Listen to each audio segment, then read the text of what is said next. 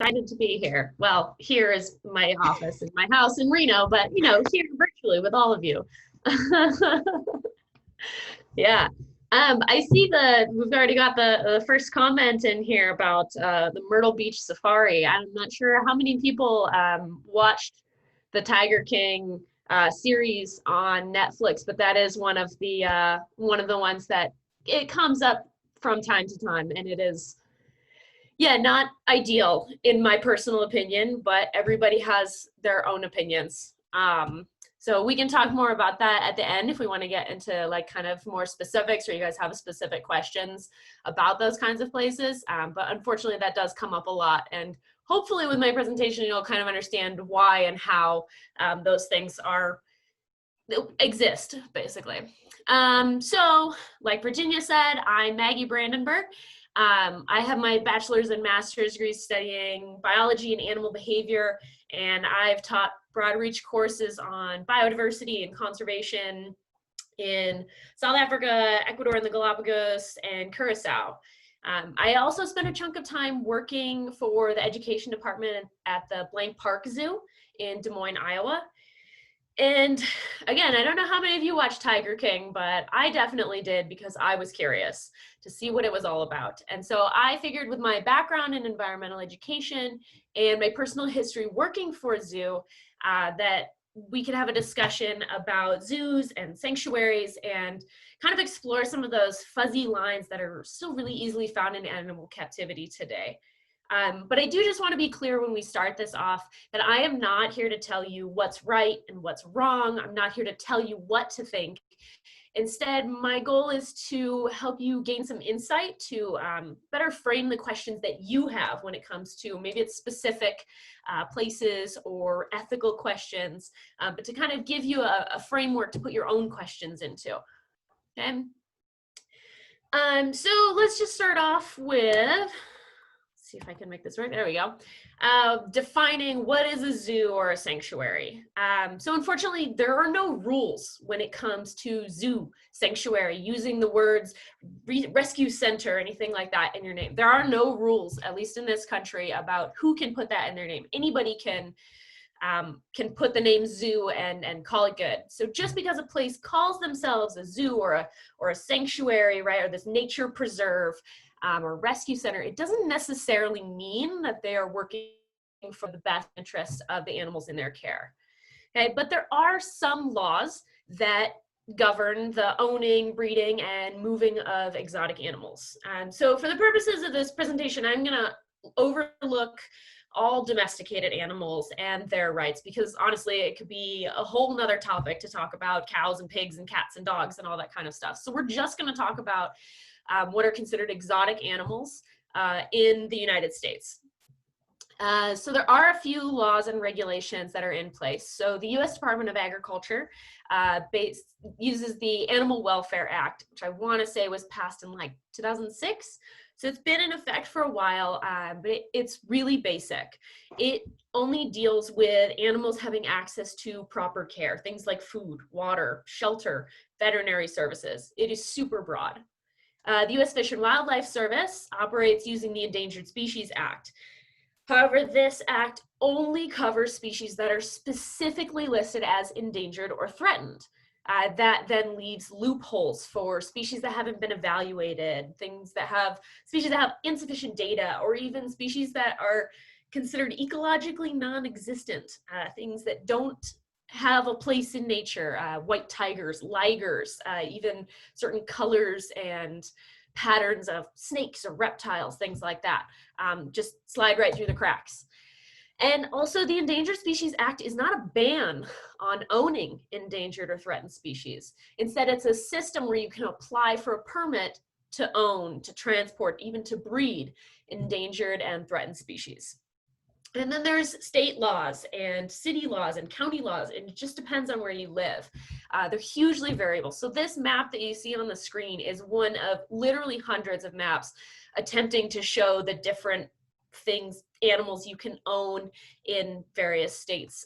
Again, hugely variable. They can range from total bans on really specific species to maybe a permit system where you have to have liability insurance and an emergency plan on file, to some places that have absolutely no regulation or registration system whatsoever, and you can just do whatever you want within the Animal Welfare Act and Endangered Species Act.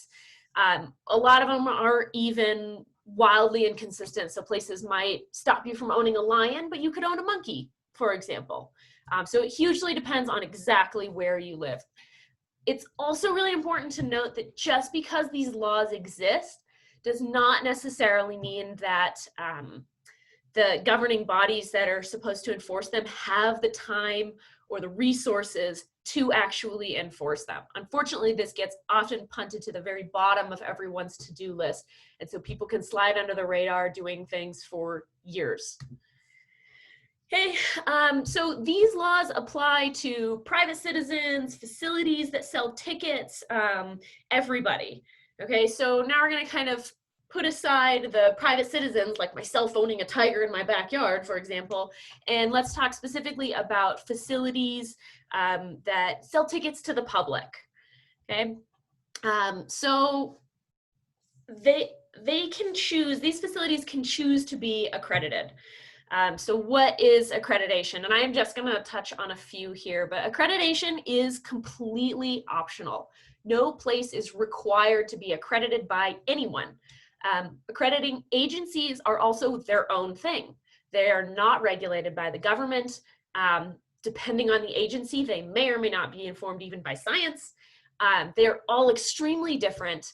They're just a group of people with an idea. And it's up to that specific accrediting agency to put together the people that they think are best equipped to make the right choices for animals. Okay, so accrediting agency it's a really broad term. I think that's something that we easily throw around as saying like you should be accredited, but they are all super, super different. So I'm going to touch on a few of the ones that come up a lot, but there are so many accrediting agencies and they all have their own mission, their own purpose, their own standards. They're all different. Okay, so two that you see on your screen right now are considered the highest standards. They are the gold standard, as it were, for zoos and aquariums and sanctuaries today. These are supposedly the ones that have the animal's best interests in mind. These are like, this is the accreditation that you want if you want to be a super legit zoo or aquarium or sanctuary. So the Association of Zoos and Aquariums, or AZA, is that gold standard for, as the name would suggest, zoos and aquariums. It is really hard to get. It is expensive. You have to have an on-site inspection for multiple days, and you have to repeat this every, I want to say 3 years is their current system. And I mean, you can literally download their standards from the AZA website if you're interested. It is really long, which is great for a lot of reasons, but it applies to everything that zoo or aquarium does. So, I mean, obviously the treatment and care of animals that specifies veterinary care, enclosure requirements, cleaning and upkeep requirements, space requirements, human contact regulation, breeding restrictions, things like that. But the AZA accreditation also covers all aspects of the business, including their financial operations, emergency funds, and even like guest services and things like that. So it is really all encompassing of the entire organization. Similarly, the Global Federation of Animal Sanctuaries is the same kind of a thing for sanctuaries. And these are totally different accrediting agencies. They're not related to each other at all, but they have a lot of similar values, which you can really easily read in their mission, their purpose, and if you feel like reading through their really long list of standards, you can read that as well. So similarly, they have very specific requirements when it comes to how the animals are treated, how they're housed, the type of human contact that's allowable or not, and the business operations side as well. Okay, moving on to some other accreditation agencies. So these are some other ones that come up. Again, this is far from a complete list, but these are some that you'll see a lot. The ZAA sounds kind of like the AZA, but the Zoological Association of America, it does also lay out treatment standards, but they're different from the AZA. they still allow certain things like public interaction with many species, like elephants, like elephant riding, even a lot of reptiles or like crocodiles, things like that, even young cats, you know, baby like tiger cubs, lion cubs, things like that, young primates like a baby orangutan, stuff like that. So they allow for certain things, but they are still well defined. This is just another set of standards. Similarly, so the American Sanctuary Association is, personally, I find it almost comical to compare their standards to other ones because it's like a page and a half of standards versus the other ones that are like hundreds of pages.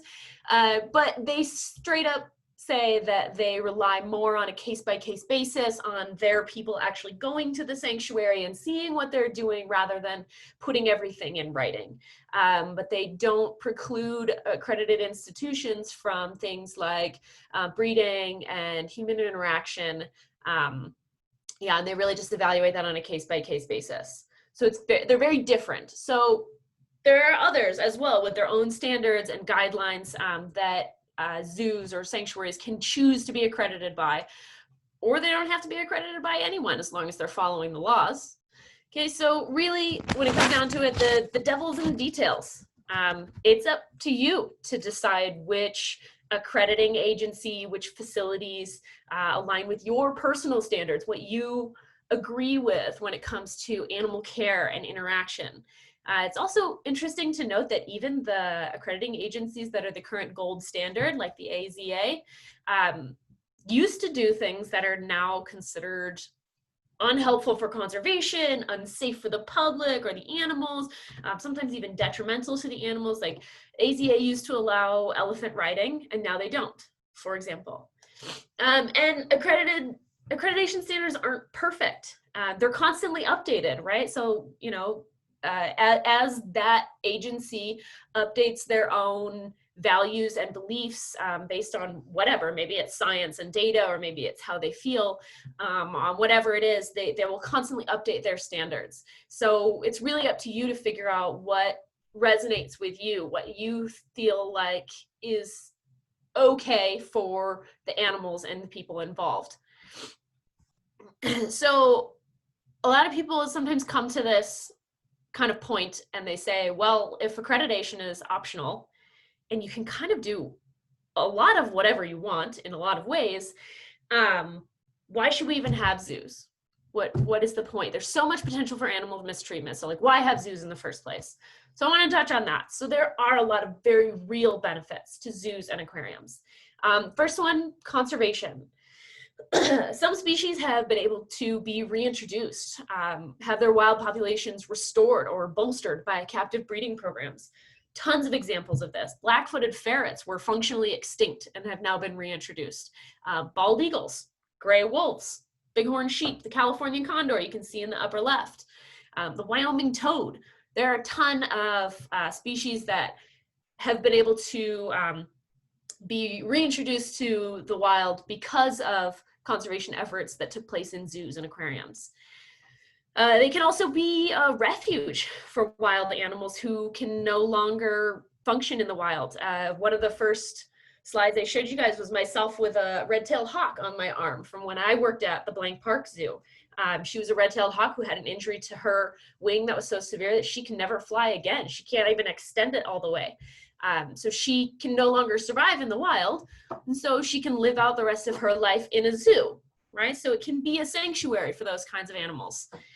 And zoos can also highlight and promote conservation efforts, really help direct public attention and even funding towards projects in the field. Like, I know I've walked into a zoo before and read a sign about a conservation project that I had no idea existed, and I wouldn't have known. You know, and so they can really help bring that stuff to our attention as the public, right? They also take part in research and learning. There's a lot of valuable genetic information that you can gain from animals in captivity. They're right there, so you can take a blood sample and learn about their genetics, and this really helps us to understand and conserve them better. Lots of examples of this, from polar bears to elephants, of using populations that are in captivity to help us learn more about populations worldwide. You can also calibrate practices in captivity. that you want to use on wild animals, like fitting a radio collar to a polar bear, right? So if you're doing this in the wild, you basically get one shot to put this radio collar on a polar bear. And if it's too tight or too loose, they can get it off, or it's too heavy or whatever it is, you don't have another shot in the wild. But if you can kind of calibrate this on a polar bear, this is something that's actually been done with polar bears, then you can get it right so that when you take it into the wild, it's already dialed in and you know that you are having minimal impact on that animal. It's also done with little harnesses to put on California condors to make sure that the harnesses weren't stopping them from flying or too heavy and things like that. Okay. You can also do straight up research. Behavioral observations in captive settings can still help us to understand species. I myself completed a large portion of my master's thesis from data that I collected watching chimpanzees in a sanctuary in Zambia. Okay. Veterinary sciences as well continue to gain further insight into physiological, dietary, anatomical information from these animals that are in captivity. So we learn a lot just by having access to them. And maybe the most obvious benefits of having, zoos and aquariums are that education and connection. I mean, straight up reading the signs when you go to the zoo, like how much stuff you can learn just from reading the little sign, the little plaque in front of there. You can talk to zoo employees. A lot of zoos will have keeper talks or educational programs that you can attend. And there's a huge amount of evidence as well that shows that seeing an animal with your own eyes really helps you feel closer to it, not just that specific animal, but even about the animal's species or the entire ecosystem that that animal lives in the wild. And so there's a ton of research and evidence out there showing that being able to see these animals makes us care more, and then therefore makes us better equipped to conserve and preserve them in the wild. That's huge, okay? But obviously it's not all peachy keen. There are definitely some challenges with zoos. Even the highest accredited institutions, right? So looking at questionable standards, while some have been maybe historically questionable, many others are still in contention. Like, you have to ask yourself, well, what about a wide-ranging species being kept in a cage? I mean, elephants roam hundreds of miles. Dolphins, orcas, they cross thousands of miles every year. I mean, we have to ask ourselves, is it ever okay to touch an animal, even if it's designated as an educational animal? It's okay to ride a camel, but not an elephant? Why do we draw the line? We don't feed the lions or the gorillas, but we can feed the giraffes.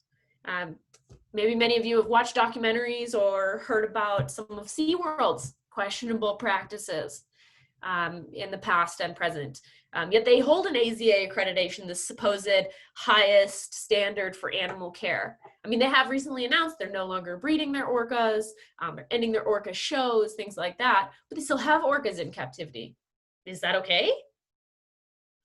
A recent special report from National Geographic actually flagged hundreds of zoos that had the supposed highest accreditation, the highest standards, as mistreating their animals and breaking standards. So even if the places are accredited, are they actually following it?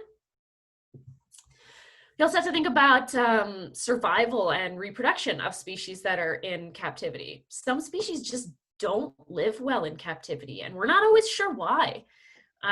Things like great white sharks always die in captivity with no idea why. And yet they're still brought into captivity.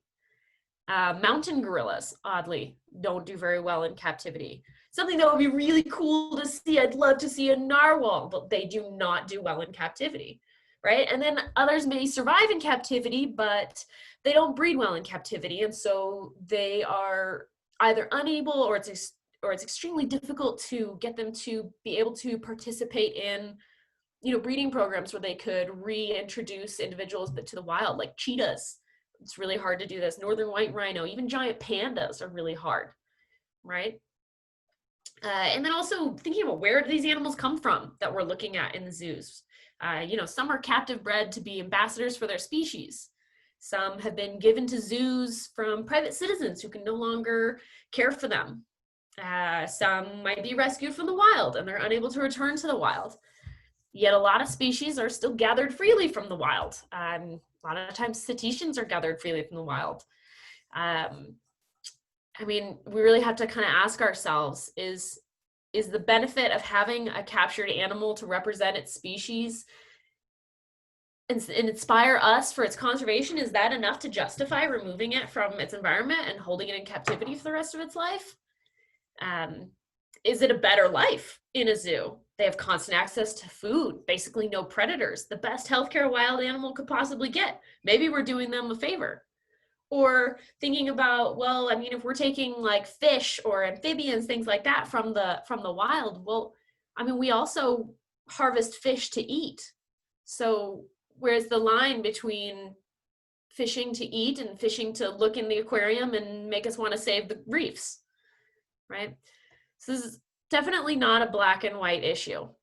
Okay, so I can't tell you what's right and what's wrong. This is an ethical question. Only you can answer what's right and what's wrong for you. We continue to learn more with research, but you know, we'll probably never be able to ask a sloth how he feels, what makes him happy, you know? It's really an ethical question. I mean, we can probably all agree on some really basic standard of care for animals, things that are like outlined by the Animal Welfare Act. But we probably all have different ideas on the specifics of how various animals should be treated. So again, I'm not here to tell you what to think. I'm here to help you figure out how to frame that question. So what can you do? Okay. So the big one, you should know before you go, before you visit any sort of zoo, sanctuary, nature center, rescue center, anything like that. And I'm going to kind of break down what I mean by this. But you should know before you go. Like, don't just show up not having any idea of where you're at. Okay, research the institution, the facility.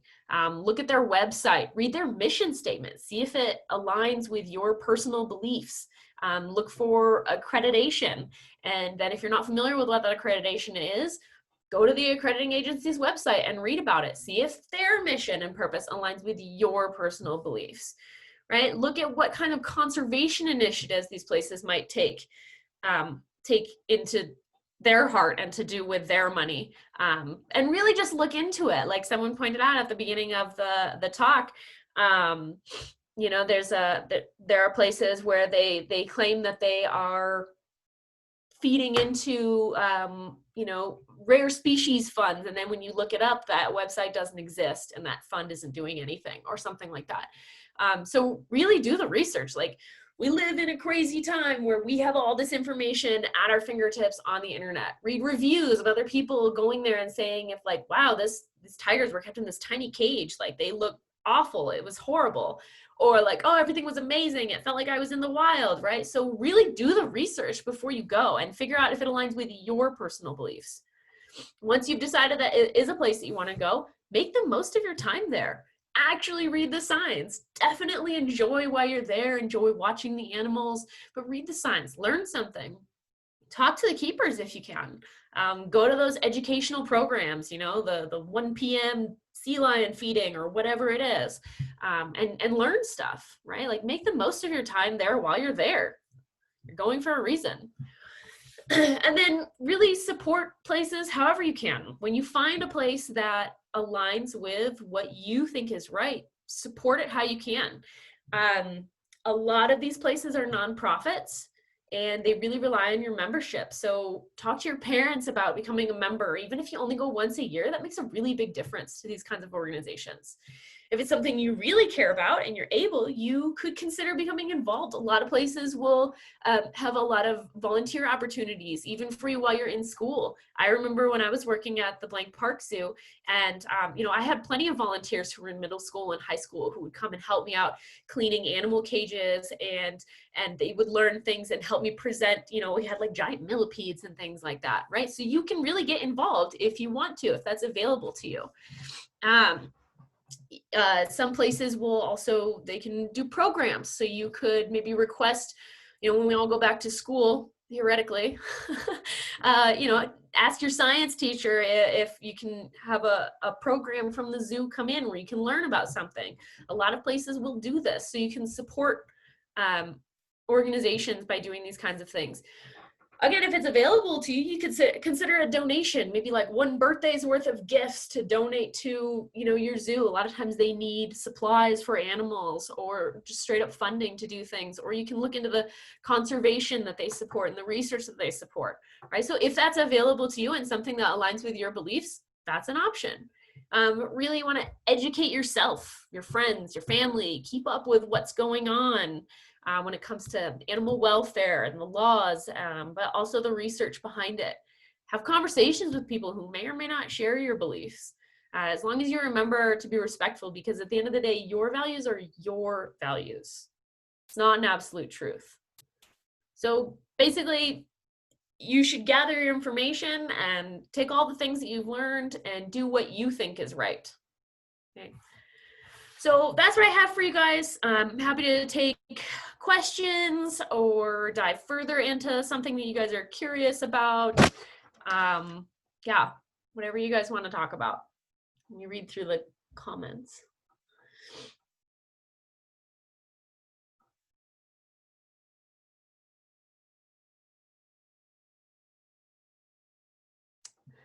Yeah, watching Blackfish. I see someone commented on watching Blackfish, talking about SeaWorld.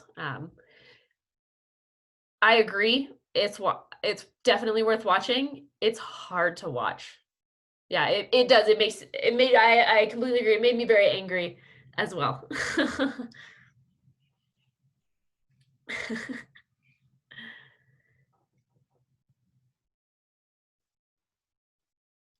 Other documentary recommendations. So one that I found, it's not quite it's a podcast. So it's kind of a documentary style podcast, but it was a spinoff that I found after watching Tiger King, because I do feel like as a Netflix documentary, Netflix themselves kind of put their own spin and made things seem maybe a little bit more dramatic than they needed to, because it plays well on screen, for sure. But yeah, I stumbled across a podcast that I thought was really interesting called Cat People. I want to say it's by Long Reads. It's just a 4-part series, and it dives more, it's specifically into people owning big cats. It's a really big thing, especially in this country. It's weirdly easy to do. I mean, I live in Nevada, and I could literally own a tiger in my backyard. And I don't live in like the sticks in Nevada. Like, I live in Reno. That's kind of weird to me that I could do that if I wanted to. But that's my personal belief. Other people would think that that's awesome. And so I found it very interesting to listen to Cat People, because they do actually talk to one woman in specific who has a couple of big cats, and it sounds like really does everything in her power to take amazing care of them. But, it's still definitely a gray area.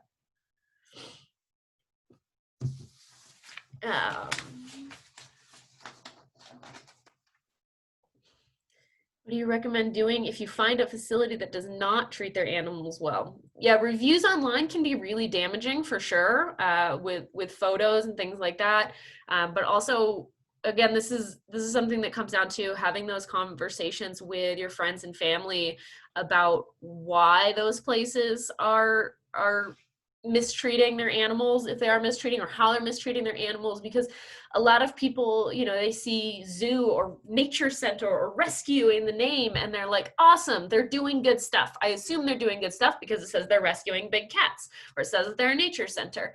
And so, even just talking to other people about it, and educating other people to not go there. Online reviews, you can certainly try to keep up with the laws and regulations in your area if you feel like they're breaking animal welfare laws. But again, those laws they can be really broad. They can leave a lot of room for interpretation.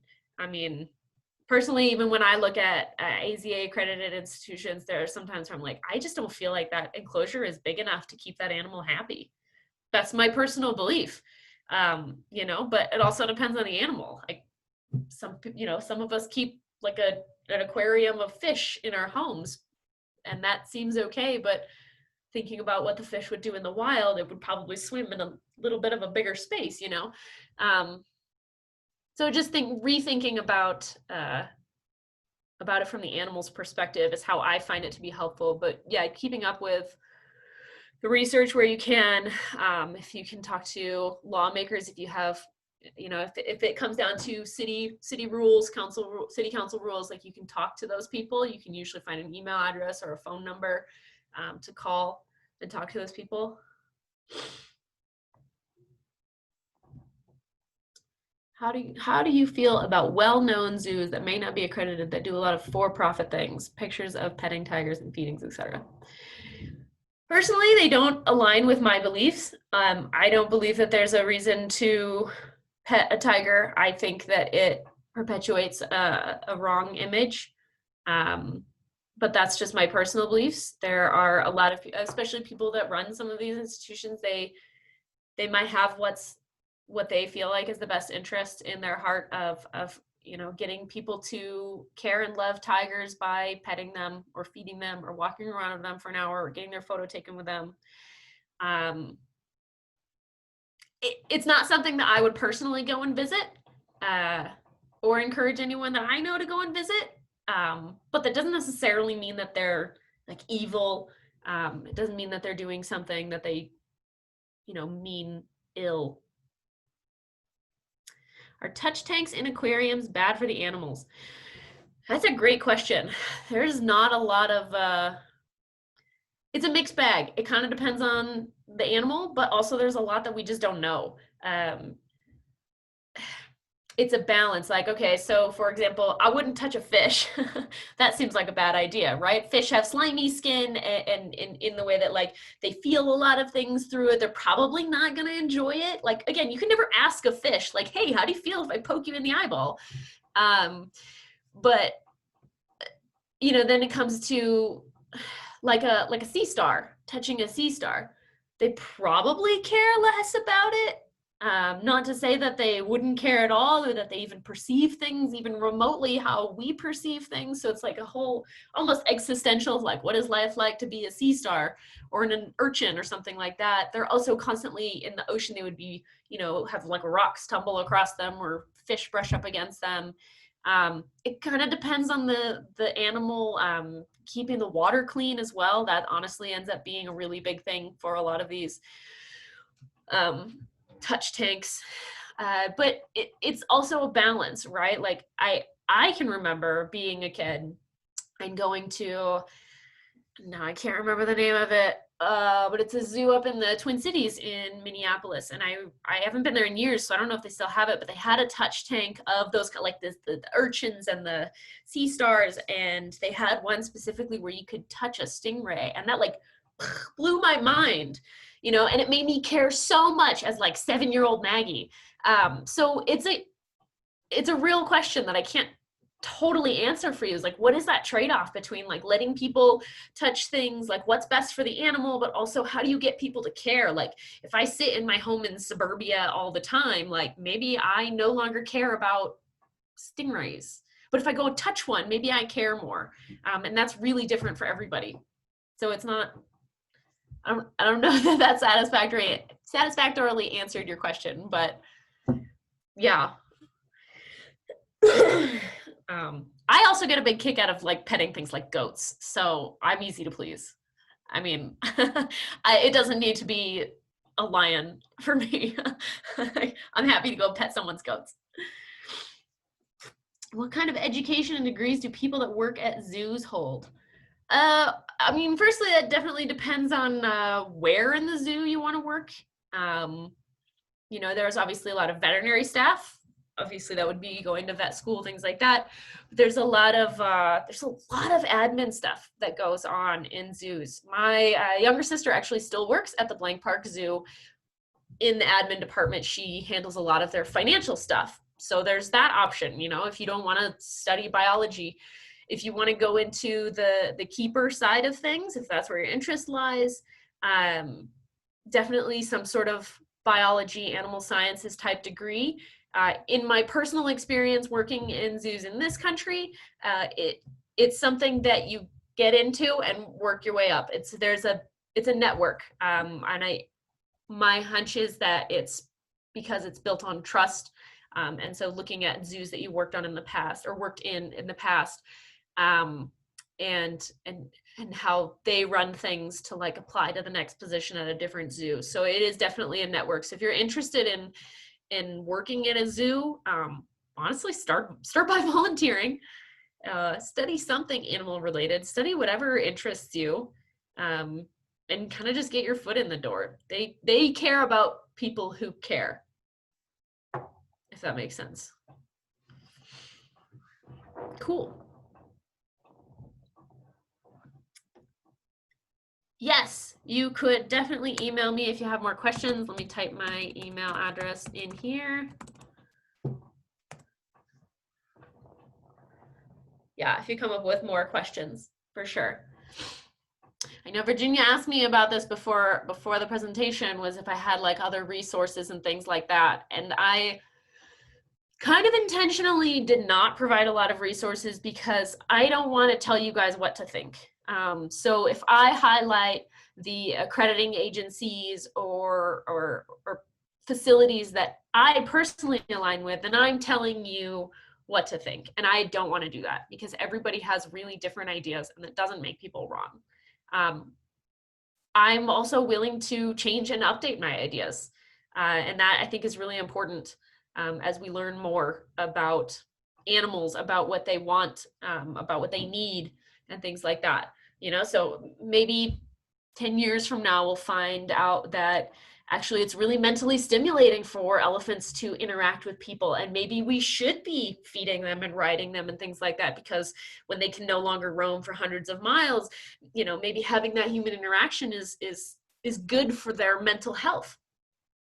I don't know, who's to say? We don't have that kind of information right now, but that's not to say that, you know, in a few years, that might be something that we're all talking about. There's a lot of really interesting books out there as well, if you're really interested in reading about them. Ooh, one that I love, I'll type it in here.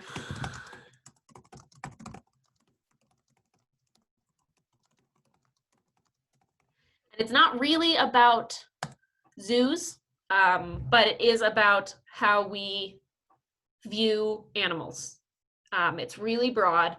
It's called Some We Love, Some We Hate, Some We Eat, by Hal Herzog or something like that.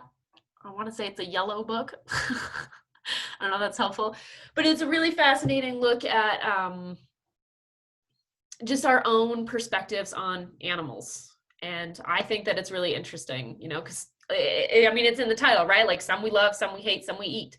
And also that varies across cultures and geographic locations in the world, and our own personal upbringings and things like that as well. But it is, I thought it was quite mind opening to read that one and just think about things from a different perspective. But there's a lot of really interesting books out there, for sure, about animal rights and how animals perceive the world, which can then, you know, maybe inform your own ideas on how we should treat them in captivity. Cool. Thank you so much, Maggie. This is really awesome. Oh, it looks like you got maybe or another comment, yeah, which y'all should definitely read. But I am going to throw in our speaker for later this week. She is also talking about conservation, but she is going to be focusing on freshwater. So it's going to be totally different, but maybe with some of those same thoughts. This is so fun. I like want to go Google everything you just talked about. But if you all have questions, you can shoot them to Maggie, or you can always email us at BRHQ, and then we'll probably go ask Maggie because you know she knows more than we do. But we're always open to the conversation, and I just think this is so great. I love that we get to go get smarter rather than being told what to think. I think that was a really great way to have this conversation. So thank you for doing that. Yeah, thanks everyone for coming and for thinking about it. It's hard. It's a lot of gray area.